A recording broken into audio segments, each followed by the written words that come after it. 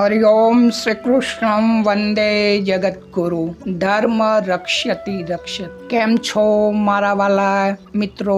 ગીતા જ્ઞાન ગંગામાં ના ગીતા સત્સંગમાં ફરી એકવાર આપ સૌનું હાર્દિક સ્વાગત છે.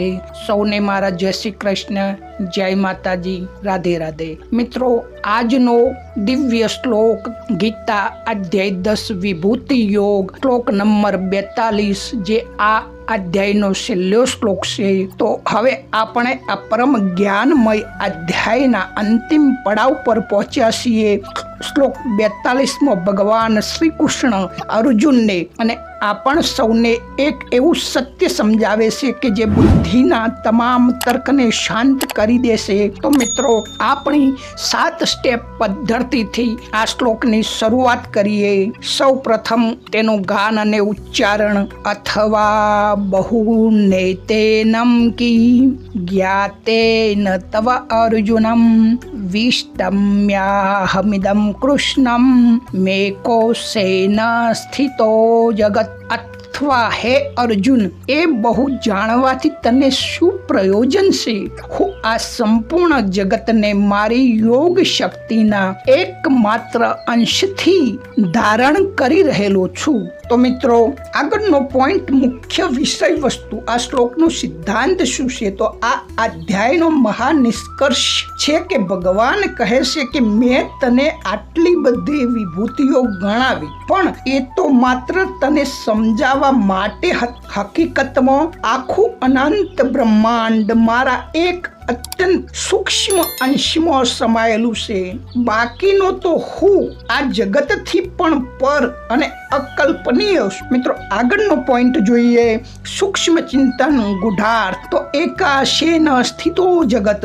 આ શબ્દો ભગવાનની અનંતતા દર્શાવે છે.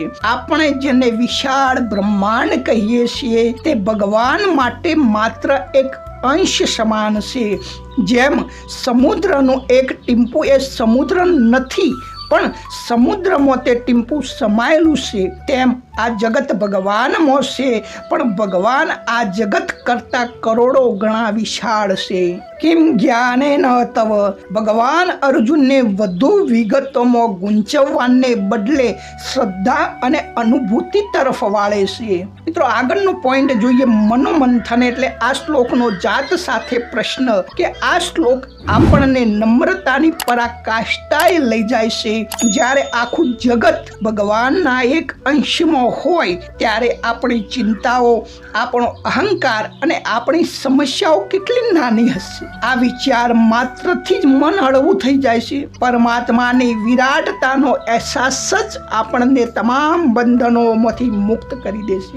મિત્રો, આગળનો પોઈન્ટ જોઈએ કે આ શ્લોકની વ્યવહારુ ઉપયોગિતા કેટલી. તો આ શ્લોકમાં ભગવાન શ્રદ્ધા અને સમર્પણ શીખવે છે. જીવનમાં જ્યારે પણ આપણે પરિસ્થિતિઓને ન સમજી શકીએ તો આ શ્લોક યાદ રાખવો કે બધું જ ઈશ્વરના એક અંશમાં સુરક્ષિત છે. આપણે બધું જાણવાની જરૂર નથી. બસ એકને જાણી લઈએ તો જ બધું જાણ્યા બરાબર છે. મિત્રો, ભગવાનની તો વાત ઠીક છે. સંસારનો કોઈ પણ વિષય તમે લઈ લો, ગણિત લો, વિજ્ઞાન લો, કોમ્પ્યુટર લો, તો જીવન થોડું છે. આખા જીવનમાં આ પૂરું થવું શક્ય જ નથી.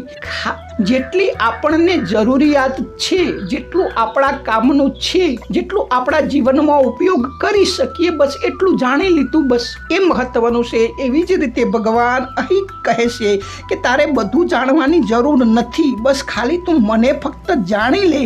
મને જાણવાથી એટલે કે પરમાત્માને જાણવા અને પોતાના સ્વસ્વરૂપને જાણવાથી બધું જ જાણી લીધા બરોબર છે. એક સાધે સબ સદે, સબ સદે સબ હોય. તો મિત્રો, આગળ હજુ પણ વધુ વિસ્તારથી સરળ દ્રષ્ટાંતમાં સમજીએ કે જેમ એક સૂર્યનું નાનું કિરણ આખા ઓરડાને પ્રકાશિત કરી દેશે, તેમ ભગવાનનો એક અંશ આખા બ્રહ્માંડને ગતિમાન રાખે છે. સૂર્ય પોતે તે કિરણ કરતા હજારો ગણો મોટો છે. તો મિત્રો, હવે આ છેલ્લો શ્લોક છે એટલે આ અધ્યાયનો ઉપસંહાર અને તેના પ્રશ્નો જોઈએ કે કોઈ પણ શાસ્ત્રના અધ્યયન પછી તેનું મંથન અને તેમાંથી ઉદ્ભવતા પ્રશ્નો જ જ્ઞાનને પચાવવામાં મદદ કરે છે. તો ચાલો આ વિભૂતિ યોગનો ટૂંકમાં ઉપસાર જોઈએ અને તેમાંથી નીકળતા ચિંતનલક્ષી પ્રશ્નો પર નજર કરીએ. તો આ અધ્યાયમાં ભગવાન અર્જુનને અને આપણને પોતાની દિવ્ય શક્તિઓનો પરિચય આપ્યો. તેનો મુખ્ય સારાંશ 3 બિંદુઓથી સમજીએ.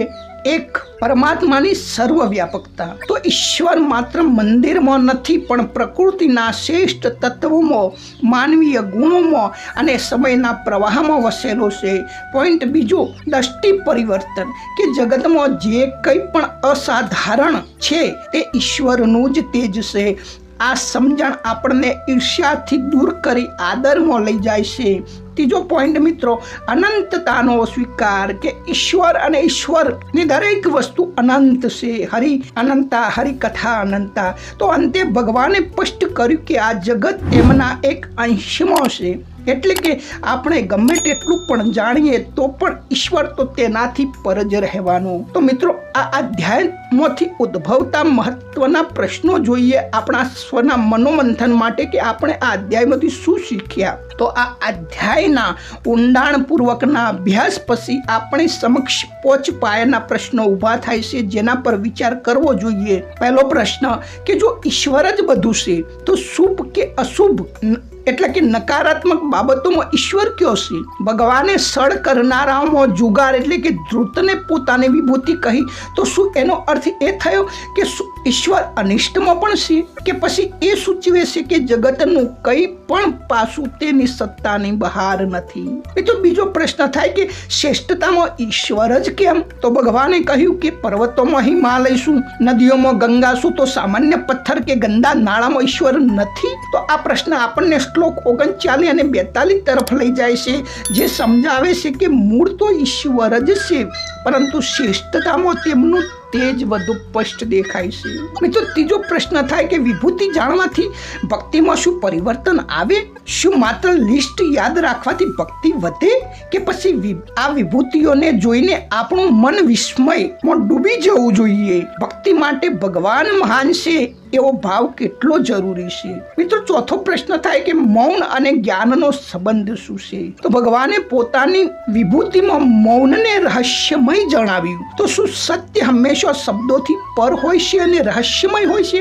શું સત્ય આપણે કઈ પરિસ્થિતિમાં બોલવા ને બદલે મૌન રહીને ઈશ્વરની વધુ નજીક જઈ શકીએ? મિત્રો પાંચમો પ્રશ્ન કે એક અંશમાં આખું જગત તો બાકીના ઈશ્વર કોણ? જ્યારે આખું બ્રહ્માંડ એકમાત્ર અંશમાં છે તો બાકીના અપ્રગટ ઈશ્વર કેવા હશે? તો આ પ્રશ્ન આપણને ભક્તિમાંથી ઉપાસના અને તત્વજ્ઞાન તરફ લઈ જાય છે. મિત્રો પેલું ભજન છે કે મને કહો ને ઈશ્વર કેવા હશે. તો મિત્રો આવા પ્રશ્નો એવા છે કે જે આપણને 10મા અધ્યાયથી 11મા અધ્યાય એટલે કે વિશ્વરૂપ દર્શન તરફ દોરી જાય છે. અર્જુનને પણ આવા જ ભાવ થયા હશે એટલે હવે તે ભગવાનને કહેશે કે પ્રભુ તમારી વિભૂતિઓ વિશે તો મેં સાંભળ્યું પણ હવે મારે તમને એ વિશ્વરૂપમાં જોવા છે. તો આપના મનમાં પણ એવી ઈચ્છા થાય અને થશે જ. તો આપણે આગળ વિશ્વરૂપ દર્શન યોગ આવી રહ્યો છે 11મો. તો અહીં 10મો અધ્યાય પૂરો થયો. ઇતિ શ્રીમદ ભગવદ્ ગીતા ઉપનિષદસુ બ્રહ્મ વિદ્યાએ યોગ શાસ્ત્રે શ્રી કૃષ્ણ અર્જુન સંવાદે વિભૂતિ નામનો 10મો અધ્યાય. આજની આપણી સોચ ખરેખર ધન્ય બની ગઈ. આપણે ભગવાનની દિવ્ય વિભૂતિઓ દ્વારા પરમાત્માના વિરાટ સ્વરૂપની જોખી કરી. હવે આપણે ફરી મળીશું 11મા અધ્યાયમાં વિશ્વરૂપ દર્શન યોગ તરફ. જો ભગવાન આ વિભૂતિઓનું પ્રત્યક્ષ દર્શન અર્જુનને કરાવશે. તો મિત્રો આજનો સત્સંગ આપણને કેવો લાગ્યો? મારી આ 7 સ્ટેપ પદ્ધતિ આપને કેવી લાગી? આપ શેર, લાઈક, કોમેન્ટ કરી મને જણાવશો અને જરૂરથી ચેનલ સબસ્ક્રાઇબ કરી લેશો, કારણ કે આ જ પદ્ધતિથી આપણે આખી શ્રીમદ ભગવદ્ ગીતા 1 થી 18 અધ્યાય અને 1 થી 700 શ્લોકો સુધી લઈ જવાના છીએ. તો મિત્રો ધર્મ રક્ષતિ રક્ષતિ, ધર્મનું જ્ઞાન હોવું દરેકને જરૂરી છે. ધર્મનું જ્ઞાન હશે તો જ ખબર પડશે કે ધર્મ શું છે, અધર્મ શું છે, કર્મ શું છે, અકર્મ શું છે. તો મિત્રો ફરી મળીશું નવા અધ્યાયમાં વિશ્વરૂપ દર્શનમાં. તો મિત્રો આપ સૌને મારા જય શ્રી કૃષ્ણ, જય માતાજી, રાધે રાધે. સારું હતું એ શાસ્ત્રોનું હતું, ભગવાનનું હતું, મારા ગુરુદેવનું હતું. જે કંઈ પણ ખામી રહી ગઈ હોય તો મારી સમજી મને ક્ષમા કરશો અને ફરી મળવાના સંકલ્પ સાથે છૂટા પડીએ. સત્સંગને અહીં વિરામ આપીએ. ગીતા જ્ઞાન ગંગા ચેનલ જરૂરથી સબસ્ક્રાઇબ કરજો. સૌને મારા જય શ્રી કૃષ્ણ, જય માતાજી, રાધે રાધે.